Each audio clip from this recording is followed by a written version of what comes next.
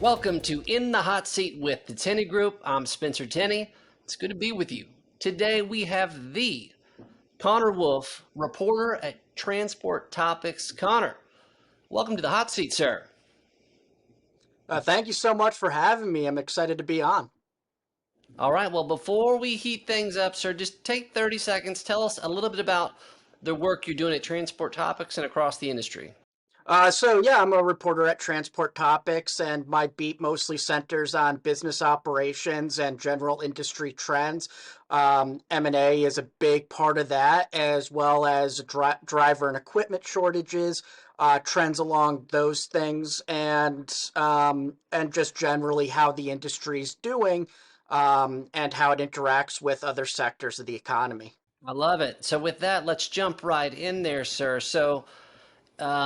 I love the terminology, the beat. That sounds so official. So, tell us a little bit how you even got into the profession of being a reporter, and specifically a reporter within transportation logistics. My start being a reporter is basically stumbling into it, and that's kind of a cliche thing to say, but it's really what happened. I moved to DC after college, looking for a writing job, and got one covering labor policy, and jumped around a few beats.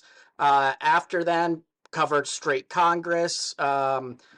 Covered different type of business operations, and then I had an opportunity to cover trucking, which I hadn't done before, but had kind of intersected with some of my other beats like business operations. So I understood the industry, thought it was a really exciting industry, and when that opportunity arose, I jumped on it because I'm like, this is a really cool industry and I want to dive headfirst into it. Clearly, you have done just that. Certainly, one of the most prolific reporters in this space. So let me just get right into it there. Just this last week, an article that you wrote entitled "COVID's Impact on Shopping Supply Chain Remains Profound." So there's a portion in this article here which I thought was just extremely interesting. I think this is a quote from a gentleman named Maydad Arabi, a doctoral student at the University of Texas, in which he says by 2030, they're predicting that delivery vehicles will increase by around 36%. And then you go on to write several different things about how that might affect pollution, congestion, a whole different things. But that is an enormous number. Tell us about your thoughts on that. What does that mean for the industry? Well, obviously, the trucking industry is going through a lot of changes right now, being on the tail end of the COVID pandemic and all that stuff. There's profound things happening, but what's incredibly important to understand is trucking is not going anywhere, and the need for drivers, the need for trucks, the need for just equipment and parts is going to remain a critical part of the general economy because of how the industry feeds the general economy. And while there are changes like the push towards green energy, energy efficient vehicles, just generally, you talk about autonomous and stuff like that, you do see these trends that are going to be impacting things like the emissions input of the industry or the need for drivers. But what's important to understand in that is that these things are not going to change the industry overnight. When you talk about market saturation, yes, in a few years, we're already seeing autonomous vehicles on the road. We're already seeing green vehicles on the road, but in terms of market saturation, it's not massive yet, and it's probably not going to be massive for a little while. And in terms of completely fundamentally changing the industry, as in some future scenario where 90% of trucks are autonomous, and you have all this stuff going on, that's probably decades away. And so you have a scenario where these experts predicting where emissions are going to be, what is the impact of the industry, and what we can do with current technology that we have on hand today is kind of an important conversation. And part of that conversation is estimating what the impact is going to be. Because, quite frankly, the industry is interested in being more green. Carriers are interested in being more green. Their customers are, the stakeholders are. And so where the technology is available today, where it's cost effective and makes sense from a business perspective, companies, carriers are going to seize on those opportunities where they make sense, and obviously that's a good thing. We cover both of us cover a very moralistic industry in a lot of ways, both on the customer side and the actual business side, and knowing the historical impact trucking has had on emissions, it's good to see. It really is just though a matter of when technology is available and when it makes business sense, because that transition is going to take some time. No, but I think that you just articulated that well. This tension between what's good for all, but then there's the practical element of the execution. It certainly there's some tension there. We'll take some time to thread that needle. So let me back up here a little bit, and you kind of glazed over the certain areas of trucking logistics that you've covered. I mean, the body of work, Connor, is extremely impressive of what you've done, even just this past year in 2022. So I'm curious, as you look back in terms of your beats and the things that you've done, what's two or three pieces that you thought like, wow, that was either just fascinating for you to dig in and report on, or that you just said like, you kind of just like, I'm amazing. Like that was an amazing, that was an amazing report there. I should be getting an Emmy or some type of journalistic award for that. What would you point to? Well, I think in terms of my bread and butter, the last year, and I'd say really the last few years, has been one M&A activity, which obviously we have talked a lot about together. You've been one of my main people to go to in terms of understanding what's happening there. The driver shortage, the equipment shortage, and COVID's impact on the general economy and how that trickles down to freight. And that includes just the North American market and the international trends as well.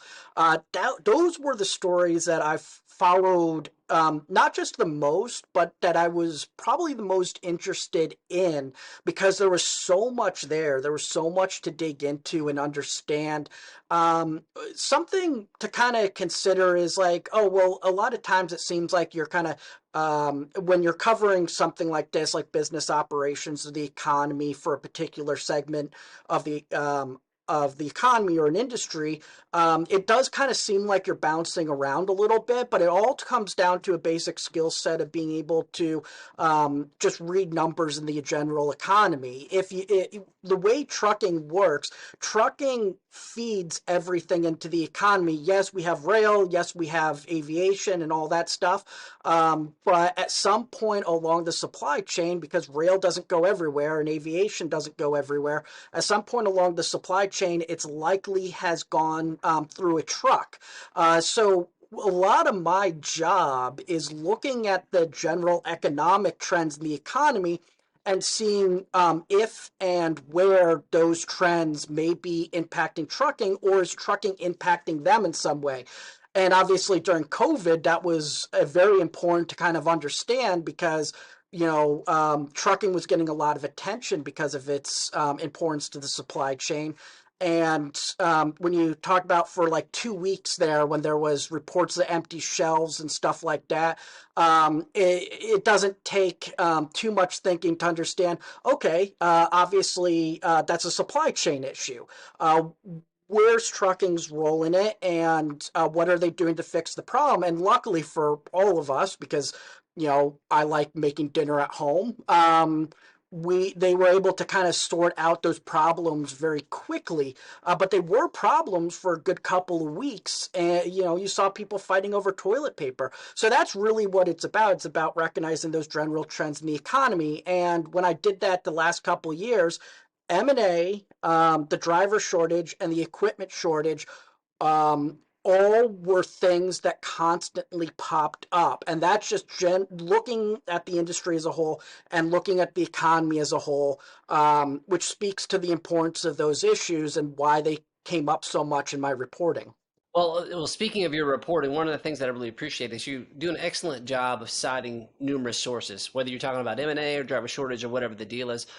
But you know, my world's M&A, and so and it's certainly true there. So, given the information in terms of what you have examined as we go into 2023, what are some of the trends or some of the feedback that you've gotten that you think um, will be highly influential as we get into another year of M&A?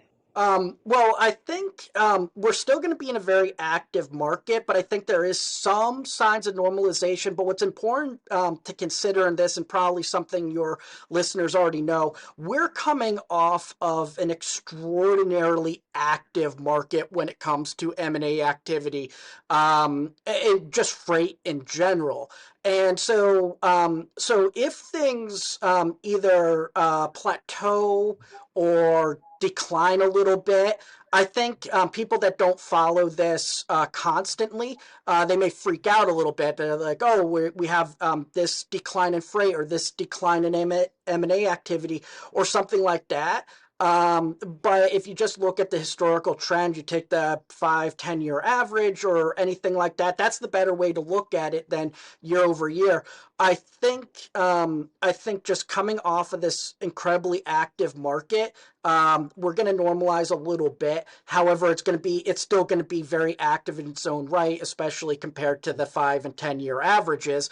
And I think one of the reasons for that is a lot of the M&A activity was driven by COVID, because you saw a lot of freight activity, you saw a very active market, you saw a lot of capital being pumped into the economy generally by the government, which obviously helps with M&A because when money doesn't cost a lot, when interest rates are in a good spot, that's a good spot for the seller. You were getting issues like the driver shortage and the equipment shortage, which were also trends that were driven by COVID.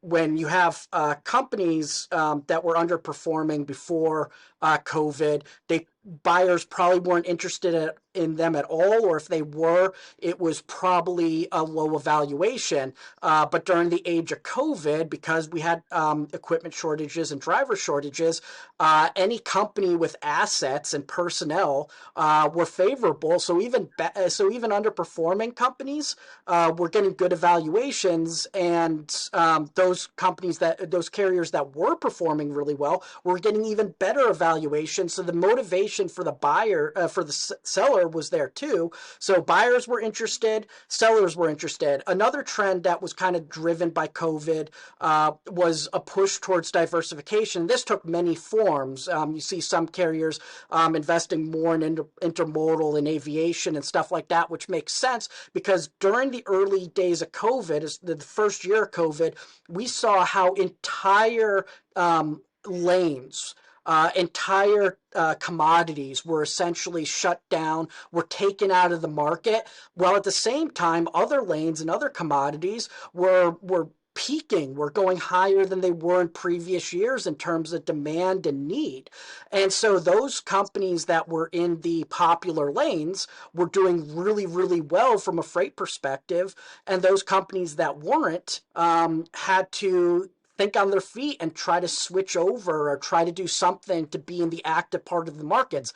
Now, that problem disappears a lot when you're already diversified and you don't have to worry about it in the future because at that point, you already have your customers, you already have your needs. So if you see one lane that has high demand and one lane that has lower demand than what you were seeing before, well, you just need to shift trucks over to where they're needed. And that's pretty much it. To fulfill the customer's need. So that's not really a problem anymore because, yes, COVID's still impacting the economy to some degree, but it's not as bad. Same with the equipment shortage, same with the driver shortage. There's still all issues, but it's not as bad. But lessons were learned. So companies want to continue the push towards diversification. And what's one of the best ways to diversify? it's to buy a company that's already an expert in that space, instead of trying to build it from the ground up. And so acquisitions and mergers are just a phenomenal way to go about that. And that's what a lot of companies have doing. And that was another driver. Now we're starting to see normalization in the general freight industry. It's still very active. You hear people talk about a freight recession. I don't think that's the case, at least not yet. But I do think there is signs of a down cycle, which is a natural part of the industry. And you're starting to see some of those trends disappear. However, there were in some ways permanent step functions up. We know e-commerce is now back to its historical trend in terms of growth, how much market share it's taking the general retail space. But that gain it gained during COVID didn't disappear. It was like once people got used to using e-commerce, they continued. The push for diversification. And that's kind of what that was in that article. Yeah, that's just basically exactly what that whoever that was, that guy that I cited. That's basically what he said. Like, we started these trends in COVID, and like, even though the COVID went away, like, we had already been conditioned lifestyle wise to consume this way. And so, no, excellent insights. So let me kind of go back to one thing. Um, we every year, American Transportation Research Institute (ATRI) does their top 10 issues, and for the first year, um, driver retention was not in recruitment was not the number one. It was actually the cost of fuel. So, you put on your economist hat there, Connor. How do you see that affecting the way that trucking logistics gets done in 2023? Yeah, and we're definitely seeing this in several different Mm, places. The report you cited, yeah, big mm, one. And another thing was ATA's estimate of the driver shortage going from an all-time high of 80,000 to about 78,000, which may not mm. seem a lot, but that it's a pretty significant amount when you're just Right. talking about the general industry. Um, these things are always going to be issues, at least unless there's a major change in how the industry works. But but we're starting to see that they're becoming a little bit less of a focus and being replaced by other concerns. And that is, I don't want to say a good thing because obviously there are other concerns and it's still an issue. But it's nice to see that efforts to, say, raise pay. Or get people into good jobs, recruit people into the industry instead of fighting over the same pool of drivers that a lot of carriers do. A lot of those efforts paid off. And so when I see it go down the list, I don't see that as being necessarily these other issues are either more severe or less severe. I see it as the end result, or at least part of the process of a purposeful effort to get more drivers and to recruit drivers, and that involved pay raises and a bunch of other stuff. It's not surprising at all if you've seen what the industry was doing to get people behind the wheel, and it's nice to see. I'm sure if you were a carrier in their recruitment department and you've been stressed about this for a few years now, I'm sure it's very nice to see that it's not a top issue anymore. Um, Still up. It's but still yeah, up there. It's just yeah, it's still up there, but it's yeah. probably it's probably nice to see that the fruits of your labor actually resulted No, in something. I think that's great perspective here. So a couple more questions, Mr. Wolf. So let me ask you this. You work in headlines, often reporting on what has happened or what is happening. Let's get your crystal ball in hand right here. If you had to look in terms of 2023, we're a year from now and we're looking back on 2023. What could be a headline of what could happen that could have massive influence on the transportation logistics space? I actually don't see too many upsets outside of the possibility of a freight recession. What I see as just a general thing that's going to happen is that we're going to experience a down cycle at some part of this year. But like I said before, we're coming off such an incredibly active market that that's not necessarily a bad thing. It just shows that we're going back to normal now that COVID is somewhat in our rear view mirror. Normal's good, even if it's a little bit less, because there's predictability in it. You can build business plans around it. The last few years have been incredibly hard to predict from a business perspective, just because of how many things were getting thrown at carriers and how many different problems there were. If by the end of this year we see a market that's slightly down to what it was last year, but still very good and still very active, but much more predictable and much more normal, then I think, even though the numbers may be a little bit lower, the industry will actually be in a better place overall because of those more long term investment things that you want to do, but you kind of need a predictable market to do. That said, if we are going back to a normal, then perhaps the upcycle will be timing wise a little bit normal too, which means that it could occur next year or even this year. So by the end of this year, we could be at a normal pace, or we could be starting to rise again. And so that's one of the exciting things. If we do get back to normal, we kind of have to wait a couple cycles to see whether the trend will continue, whether we're in a new normal, what that's going to look like. But I do see this year being somewhat more predictable and somewhat more normal, but still very active. So if we're going to headline that, we're just going to say back to normal. Is that what we're going to say? Yeah, yeah, pretty much. That's been a lot of my headlines to close out the year. So yeah, I think that's a good way to put it.